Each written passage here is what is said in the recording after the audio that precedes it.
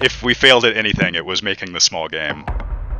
The fishing mechanics is definitely like a hill that we're gonna die on. We all grew up in an era where games were just really hard. You have to have a Discord nowadays if you have a game. It's pretty cool to literally be like, this is the dream, right? Like every game dev and every artist, wants to make their own thing, and here we are.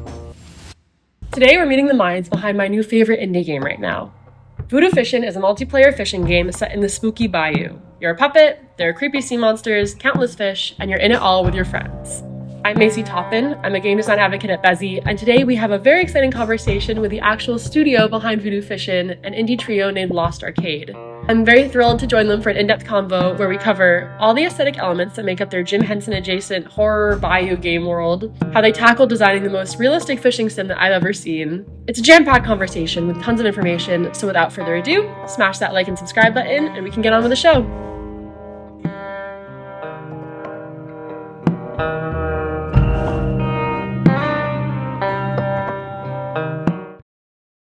So, tell us about Voodoo Fishin. Can I get the elevator pitch for the uninitiated? Sure, I'd say it's spooky multiplayer puppet fishing adventure in a swamp. I mean, when in the beginning, like this game was kind of already set out before I got involved. Like basically the premise was already set, and I was immediately drawn to it because I really grew up kind of in an area similar to the setting in northern Florida, like kind of like a swampy area in the woods, and like all the sounds and the vibes of the games are kind of the vibe of the game is similar to what I kind of grew up doing. So that's what really drew me in, like frog, cicada, like cricket sounds, things like that. So immediately the environment just spoke to me, so I'm like, I have to get involved in this. So the bayou was like a preset thing. It wasn't. Wait, Brett, Blake, are either of you from sort of like swampland either? Are you? No. Nope. You just like the aesthetic? Yeah, we had this idea of this kind of like spooky horror game that takes place on a riverboat. Like we knew we wanted it to be, on the bayou kind of a deal. So that's really what set it there. And then, we went super silly with like, oh, it's puppets, and I don't know, we kind of have this like retro vibe in a bit, it's like kind of a 1940s Jim Henson mixed with I don't know, Lovecraft. Haunted Louisiana swamp. Yeah. So Interesting. What was the like intention behind the sort of like, because for me it was really comforting, the Muppet Jim Henson aesthetic. It made it feel like kind of cozy even when I was like running in terror. And it felt like it was like a nice counterpart. I don't know, it kind of reminded me in a funky way of like Five Nights at Freddy's, having this sort of spooky game but undercut by something that is not undercut but like boosted, and then also made to feel a little bit safer by the familiarity of the setting and of that visual vibe. Was that the intention with bringing in the Muppets, or was that just like, oh, this will be fun? A little bit of both, actually. There was a good amount of, hey, this will be fun. But yeah, I mean, the juxtaposition of anything is usually like a good hook as far as, we're kind of self-aware in the fact that we know this isn't going to be, like a major AAA title that has like these super epic Lovecraftian vibes going on. So, we needed something that supported what the studio is capable of, and something more stylized. And I tend to lean towards more stylized stuff anyway. The original like very, very early concepts were a little bit more Disney-esque, a little more 90s cartoon style. And I just, the more we played with it, at some point I just came up with like a Jim Henson's kind of more dark crystal-y Jim Henson Muppet look. And, that just kind of clicked. We grabbed onto that. And, as it developed, we kind of started going down the rabbit hole of like how much Sesame Street versus Dark Crystal is this, or like how do we tease out different styles for maybe the more evil stuff is a little more realistic, or can you make yourself feel more comfortable here by making it more Sesame Street and less comfortable over here by making it more Dark Crystal? And you kind of start playing with that, and I'm pretty happy with where we landed. It's got its own feel. It does have a lot of Louisiana voodoo flavor to it. So it's not straight puppets, but it's it's a little bit of its own thing at this point. Yeah, and as far as like production goes, like it gives us a little bit of freedom to not be like, not everything has to be perfect, right? And so it's kind of charming to have everything like rough around the edges. Like, you know, for the talking, like we just move like the mouth up and down when players talk, so you can see who's talking. And it's a very simple animation, and like when the puppets run, they don't actually like touch the ground correctly, but it's kind of like how you would see a puppet walk, and so it just kind of like works. You know, not, there's just three of us, and Brett's doing a large portion of, if not like, you know, a lion's share of all of the asset creation as far as models and textures and things. So leaning into that style like helps us ship a game pretty quickly, or at least like scale up a game really quickly, with a lot of like imperfections and things like that. Like we'd never be able to do this like if it was like more real, or, you know, we'd constantly be battling with like, oh, this doesn't look right, or, you know, that type of thing. So yeah, we're also very much a like nostalgia studio, as far as, you know, we grew up with kind of 90s 2000 era games, and so, you know, we're getting that like old Yeah. PS1 N64 look, but like, you know, there's a difference between the way you remember it and the way it actually looked, and so Mhm. you kind of have to like make this, you know, it's still 2025, and you can't just release an N64 game, it'll look ridiculous, but you want that feel. And so you know, where we landed has this little bit of a low poly, like low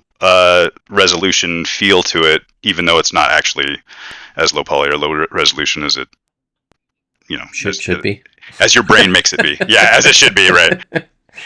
Yeah, it's like it's very low poly as far as the geometry in the game goes, but the lighting effects and things like that are more Yeah. modern. And we have volumetric fog, so it's you couldn't do that in 64 days. Yeah, but you want it to I feel love like an it. N64 game. I love the shift in lighting as you were like going through different settings. As soon as that light got purple and the witches on, I like immediately felt more on edge. And was like, it was both like beautiful, and yet also I was like, oh, there's a tone shift. The music is changing. Something's off, something's happening here. And so it does a great job of like, even though the styles are consistent, I also like the note of like, it's interesting that you sort of, as you exit that lobby, the aesthetics to some degree changes, and the monsters sort of get a different tone to them, even though it's still in this sort of like puppeteered vibe. How did I want to touch on the music really quickly, because I loved it. As soon as it started cranking, I was like, oh, good energy. I'm on the docks. I'm here. How did you guys like produce the music? How did you get to that? Because it does set the tone so well for the game. Yeah, I mean, we actually something that like my sister and her longtime partner like created together, and we commissioned them to do it. And, you know, we were definitely like, that doesn't sound right, or went through a few iterations. But yeah, I mean, we definitely wanted something spooky there, and something that felt of the region kind of in a way. But yeah, and we have a few more tracks to add that we've gone out and like licensed and figured out, but that's kind of evolving, and we'll probably add a few more. But yeah, I mean, we've had a lot of response on like, oh, I love the song, and it's kind of cool to see people's reaction there. It's in my head at all times Yeah. now. When I'm at the gas station, I'm just like, Yeah. I recently played through Outer Wilds, and I was like learning the little riff on the guitar. And as I was playing Voodoo Fishin recently, I was like sitting there with my guitar, and I was like, I want to be able to like ID this so that I can play it, because if it's just sitting in my head all the time, I might as well figure out how to manifest it. So got a good twang. definitely catchy. It does have exactly twang. If you learn how to play it, we'd love to hear it. I'll send you a little recording of my janky. Fair warning, I've been playing for maybe 2 months. However, I'll find a way. It'll only add charm. Perfect. Okay, speaking of twang, I also love that Southern twang voiceover on the onboarding. And I want to also just point to the onboarding, because I feel like this game, we're gonna like talk more about the actual fishing mechanics later, but I know that like when I first played it, I like had some trouble actually catching fish. I caught one skull, and it was the highlight of my day. I felt so proud. But how do you structure an onboarding like this for a game that has some sense of sense of realism and is intended to not just be like a super easy cast your rod in and then just a like waiting game type thing. And how did you settle on that specific voice for it? Because I loved it. That's the other point there.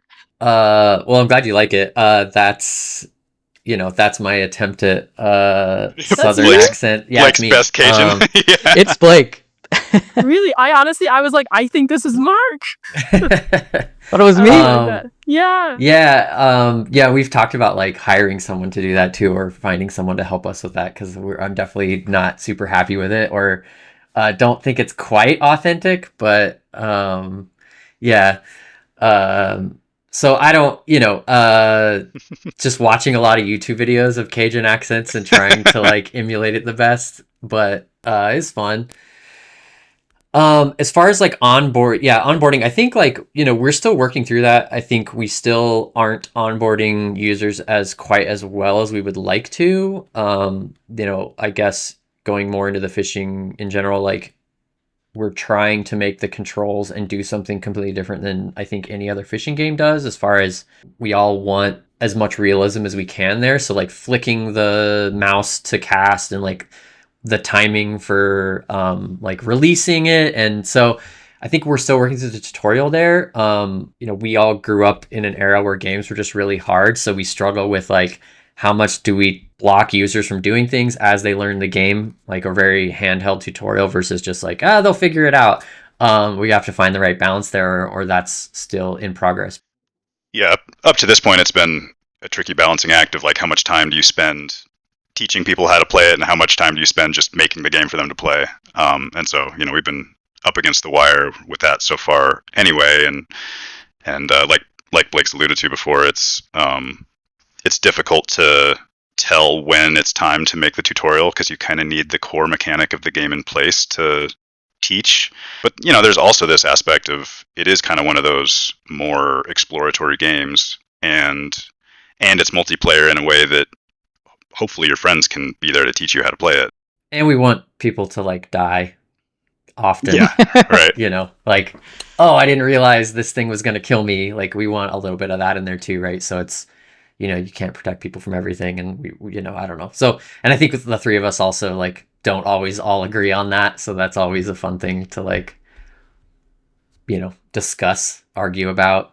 Yeah. Well, it's just the world is going to be so big. It's like we want to encourage people to branch out a little bit, but yeah, there's going to be a balance. Brett did so much work in making the world so big and beautiful. We'd really like people to go out and explore it.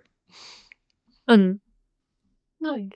It definitely is like gorgeous. So yay, full hype to Brett. Gorgeous / creepy and dingy and gross. Yes, all those things.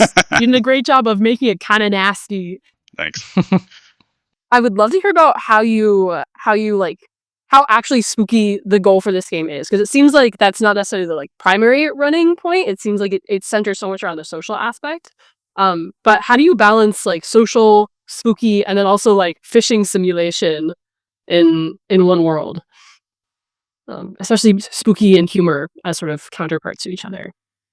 We had a conversation like pretty early in this game as far as like pacing, and I think the pacing guiding star I've been working with anyway is we want these kind of like push-pull moments of like, still like, hey, time for you to like talk with your friends, and hey Blake, how's the kids, and blah blah blah. And then all of a sudden something happens and you have to like deal with that, right? And then so it's very much like time with your friends while doing something. But that while doing something has these cadences of kind of relaxed and chill, and then all of a sudden there's a mosquito just ate Blake. What do we do now? And running around and solving the problem, and then you're back to chill and conversation. And that's really what like real fishing is about too. Like when you're true, on right? a boat fishing, you're just hanging out and talking when the fish aren't biting, and then a fish bites, and all of a sudden you have this moment of excitement that happens, and it's really fun reeling the fish in, and then you get the fish and it's exciting, and then you go back to talking again about what's going on in your life. So then one guy gets stabbed in the head by a mosquito. Yeah. Life happens, man. Experience. Just like fishing. Yeah, I mean, and there's been tons of games. I mean, I think Lethal Company was one of the first to do this like proximity chat horror thing where it's like it's multiplayer and you're together and then all of a sudden like your buddy's gone and you don't know what happened to them. In our case, it's like, did they fall in the water? Are we getting hunted, or did Mark just miss the dock again? I've been watching some Phasmophobia playthroughs, and that same sort of like you're in it as a group and you're all basically like screaming together, especially because that one's just straight up like full ghost horror vibes. It's I don't know, it's a nice unifying experience, So I feel like it does a great job of carrying that out. I want to talk fishing. You mentioned that you guys all fish. I can say that in a past life, I fished once when I was 10 years old. I stood on a dock in the middle of the lake and I caught one fish like 10 minutes in, and then I stayed out there for 2 more hours and caught nothing. That's how it goes. That's the game. It was listen, I was locked in. My friend Zab was like, "Cool while you're ahead," and he kept like telling me to come back inside. I was like, "No, I'm here to stay." Nature slot machine. Fully dark, honestly. I also when I think fishing games, I feel like I think mostly, as I mentioned, of those games that are very much like waiting and then just kind of like timing of like Animal Crossing, the fishing mechanic in there, and of I was a huge fan of We Play Fishing as a kid. I don't know if you guys play We Play Fishing. Excellent. How do you build a game like this that's meant to be like social and meant to promote conversation, but that's also revolving around being very true to the reality of fishing, given that you are all loyal fans of the true sport, I guess. Is it a sport? Is fishing a sport?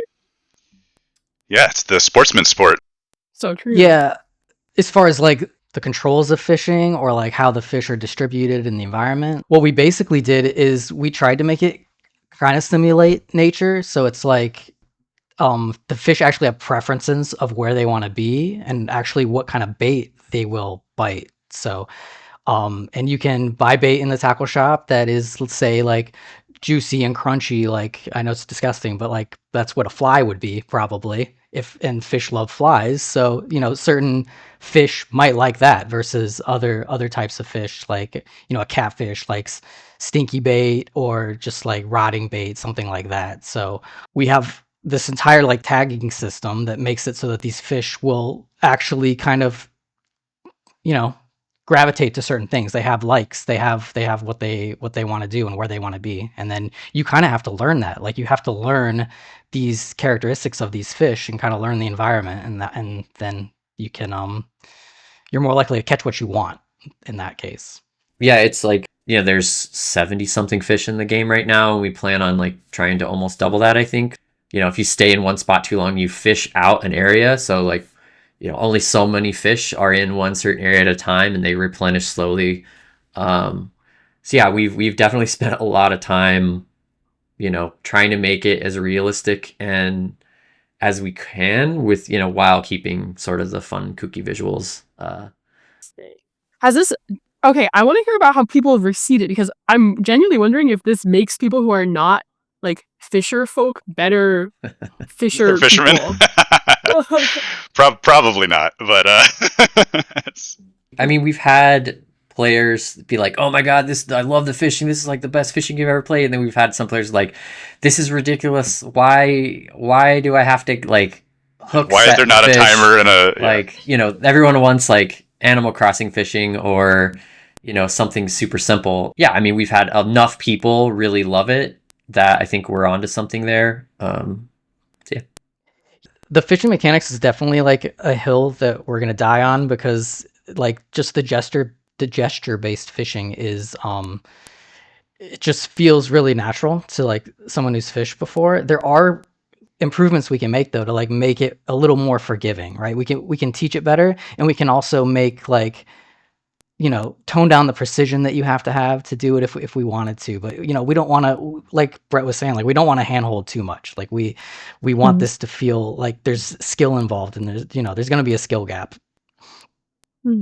How has feedback been from people who know how to fish outside of the game and came to the game with that knowledge? Is it like something that they respond to really well? Are they super psyched to find something that like meshes with the reality of it? I've actually talked to, or I heard someone in the Discord say that they don't even really like fishing and they've never fished before, but they love this game. So there are a lot of people like that, I think. Yeah, I've certainly heard feedback from guys that fish, who some of them were like, I exclusively play fishing games, and yeah, I mean, like Blake just said, it's hard to balance because you either get people that are just like this is perfect, don't change it, don't listen to any of the guys that are complaining, like this is exactly the game I wanted and no other game like this exists, and then there's the guys that just want like a good clean UI that's like telling you exactly when to hit the button and it's there, and it's that's just not the game, that's not fishing, that's a slot machine, right? So yeah, I mean, that's not the game we set out to make, and I think it would be a mistake for us to overly cater to that. But on the other hand, we're trying to make it as approachable to as many people as possible. So it's it's a tricky balance. It's going to make for some interesting just design questions in the first place. So you have this very literal practice of it, like you know how to do it in this one setting. So what's it like to translate something that's very known in the physical world to digital space? Is it just like a lot of super documentation of this is how you fish, step, or what's it actually look like? I don't think so. Kind of a lot of just feel, I guess, right? I mean, Interesting. It's like you have this input device, you have a mouse instead of a fishing rod. So how do we think about the way that works and see where the overlap is and try to get the motions similar, I guess. But yeah, we kind of had this, you got a rod and you're like holding the line, you kind of want to like get that like release timing right, and how do you get the physicality of that to feel like we're trying to make the game feel very, very physical, very like there's not a lot of UI feedback in the game, and how does it just like, it's very feeling based, I guess is the best way to put it. Yeah, I mean, I think we kind of just started like one step at a time, right? And we've refactored it several times, but yeah, we are trying to make things like as tactile and keeping as much in 3D space as we can versus just like putting in a specific, graphical arrow or something like that. But yeah, just a little UI saying, okay, you're in the green zone, pull, kind of thing. Right. And mini games are fun. I mean, there's not knocking that style of game. This is just you just want that like intuitive feel more than something in your face that's like breaking the vibe of the game. Yeah, and it's huge for it to be. It adds to the immersion that it's first person, and you have all this diegetic UI, and you have the gesture based fishing. So it's it's all kind of ties together to me is for like maximum immersion. I asked about the role of like sort of Discord and how you sort of evaluate the game and how the community is built out. How like what is that sort of, because the game itself has like community within it, right? But it seems like there's this sort of out of game group that's really enthusiastic about it. How does that influence what you guys are building and how you like what you take on next and how you steer the game? Yeah. I mean, I think you have to have a Discord nowadays. If you have a game or you have a multiplayer game, you have to have a Discord. But they've been, it's awesome to see people enjoying your game, and that's our main source for like QA that we don't catch and things like that. So it's super invaluable as far as having a group of people that will play every update and immediately send you 5 bugs, or that person that's like Brett forgot another collider on a tree and killed somebody, and that person with the 10-year-old PC that's continually mad at you that the game doesn't run on. That part's awesome. But no, just joking. There's some really good feedback in there. Yeah. Oh yeah. Like I remember when we first launched the demo, I guess for whatever reason we had the sensitivity set way higher than normal, and none of us really realized it until someone else plays it, and we're like, oh, this is normal for us. We didn't realize that a lot of people play this way. So I mean, that kind of feedback is super helpful. It's also really fun and just like a good uplifting thing to check in on every once in a while. They had like they organically started posting the biggest fish they caught, and there was this little arms race going on between a couple of guys, and they were just like one-upping each other by like 0.2 pounds or whatever. Yeah. Half a pound. It was just really fun, and that's kind of what the game is supposed to be about. Okay, awesome. Let's let's talk more about the process of building out this game and what that's been like. So, Voodoo Fishing is your debut official studio title, but not your first sort of collaboration, right? It's sort of the biggest production you guys have done to date. So, what are some unique aspects in making this as opposed to the solo projects you've done before and any like the studio projects you've worked on together before? How did this switch things up? I feel like the biggest, like most obvious elephant in the room there is that it's our own money, and we're, we kind of just are pulling the starving artist, go get them attitude with it. So we're not really beholden to anybody else's designs, but we also are beholden to our own bank accounts running out. It definitely makes. Yeah, well. It's just a whole different list of problems, I mean, you're very shoestring budget, but have this huge dearth of responsibilities, but also possibilities, and navigating that's just kind of a different game, right? Yeah, I mean, we've worked on bigger IP stuff. It's like not we're not world building there as we are here. We've done both of that in the past, but it is a lot more work to start from scratch with a world that you don't know than build a game for Pokemon or for Elder Scrolls, right? Like those are very set in the ground, and there's a whole canon and lore. So like in some aspects that's almost easier, even though appeasing the client is like a whole other thing. But originally this was all built for a game called Voodoo Voyage, which was more of a riverboat game.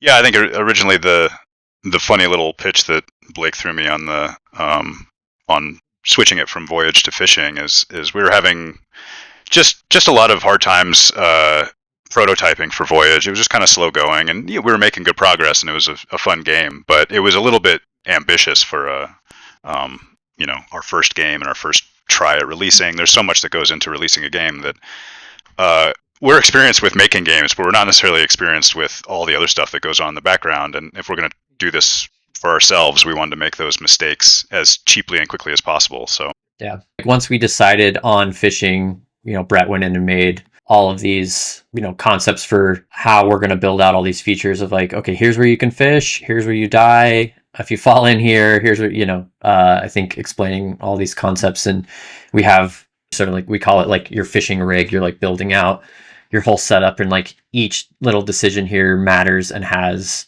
consequence for, what part of the water column you're fishing, where, what fish are attracted to it, what the size of fish you can fight, right? So, and, how to balance that. Here's some more explaining, like the first concept of like, how do we do casting on keyboard and mouse, and how, we've even thought about like how we're going to eventually do this on controller. During the time that you're building all this tech out too, you have to constantly be thinking about, okay, how can we reuse this? So you gotta write the code in a way where, we're building a vendor or whatever.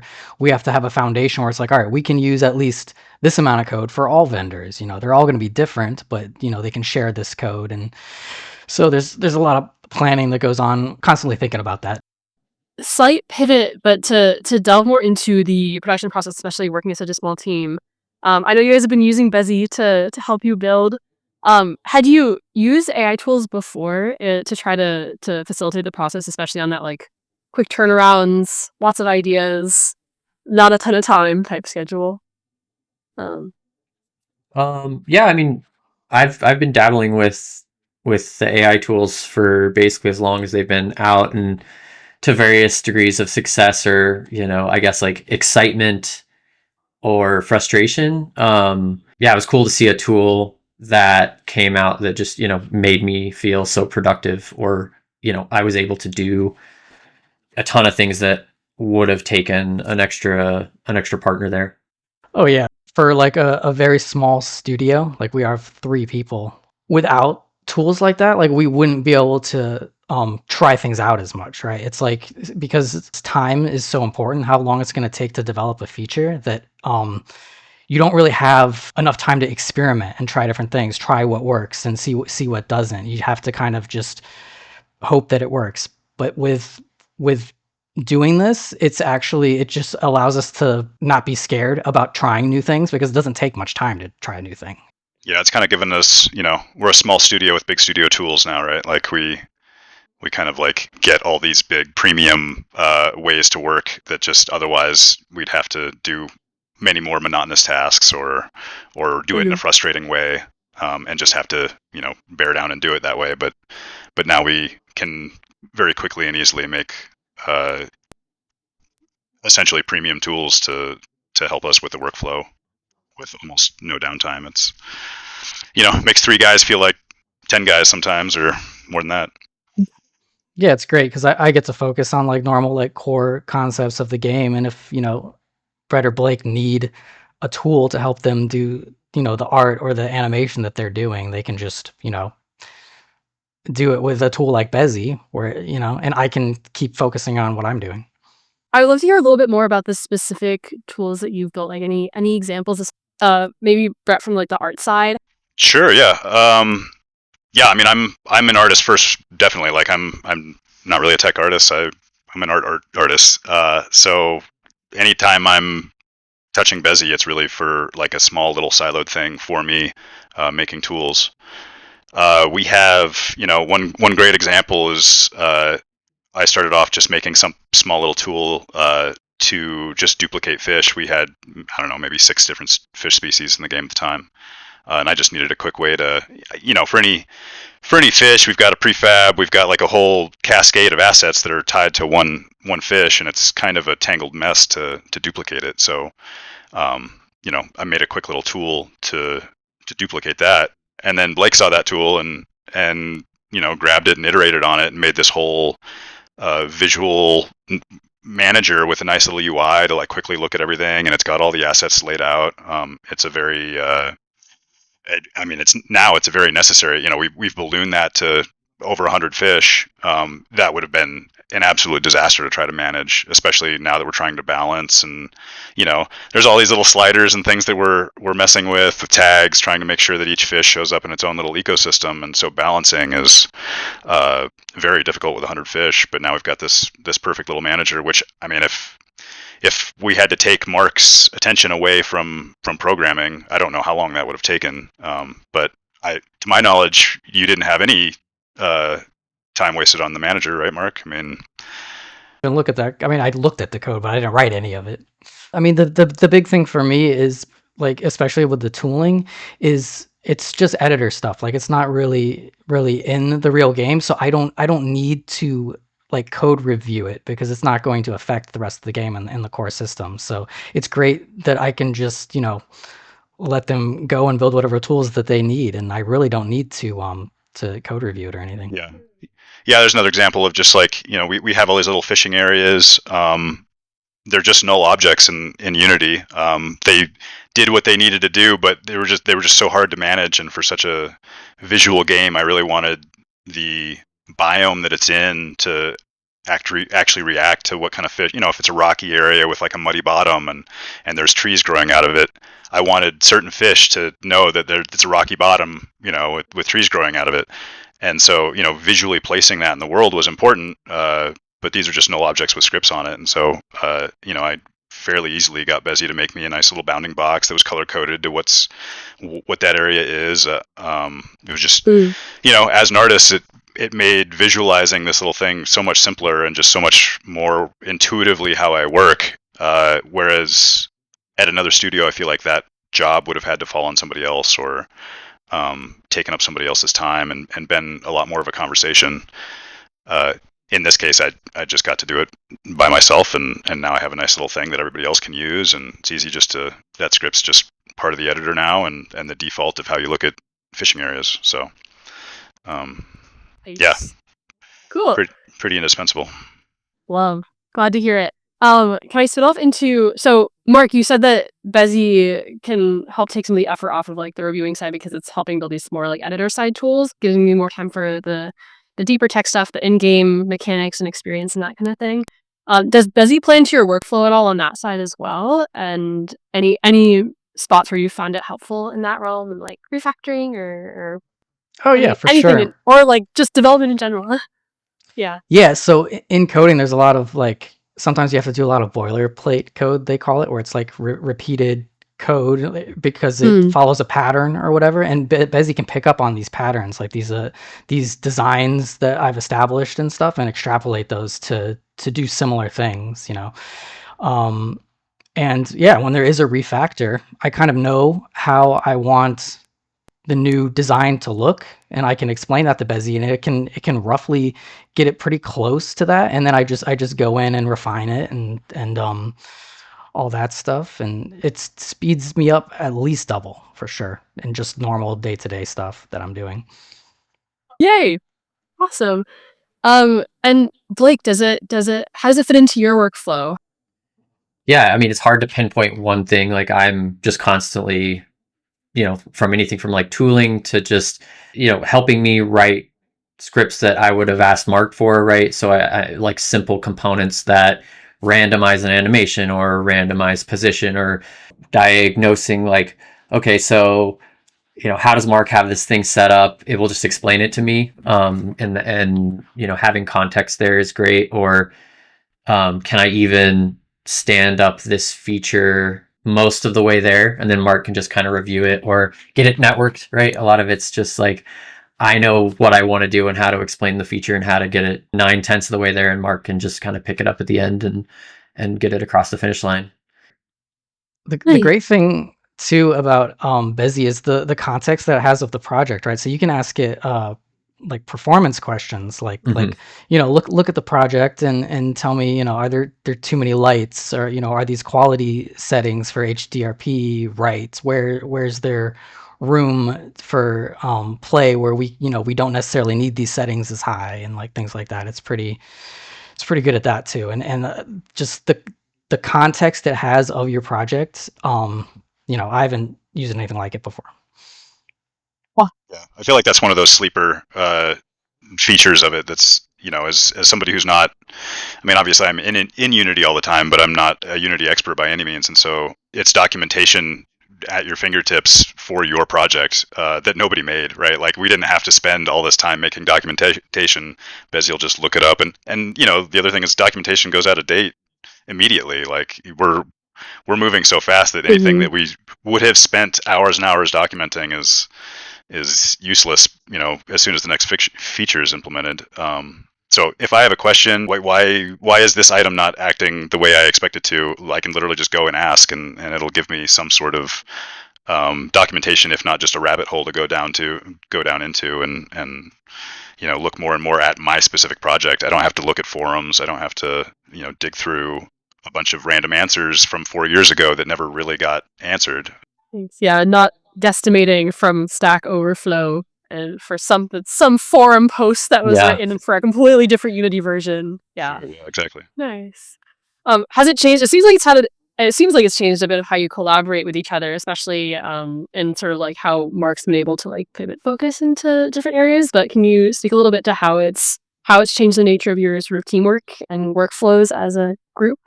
Mark and I can kind of work more siloed in some ways, where we could kind of be working on 2 features at the same time, whereas like we would have just worked on one. And we can kind of pass them back and forth when we need to, but like passing them back and forth just happens less, I think is one way to think of it. So it's like freed us up from a lot of the technical side of things, and we can focus more on just like, what is the game design here, and the core of like, I guess the fun part of making games, or I guess the new and fun part of making games to us is just like getting to play and try more ideas. And so, that's been probably the biggest thing, of just allow us to experiment more, things that just wouldn't have made sense for production before, or like, well, I'm not going to spend a week on that, but now we can try it in a couple hours, or, a day, something like that, and have a playable prototype, in 24 hours is huge to just get more iterations there. Yeah. Another way to word that is it's kind of freed us up from the standard waterfall production pipeline of designing, figuring out the tech ramifications, and then building art off of that, and then this whole like, I have to hand off something to the next guy in the pipeline.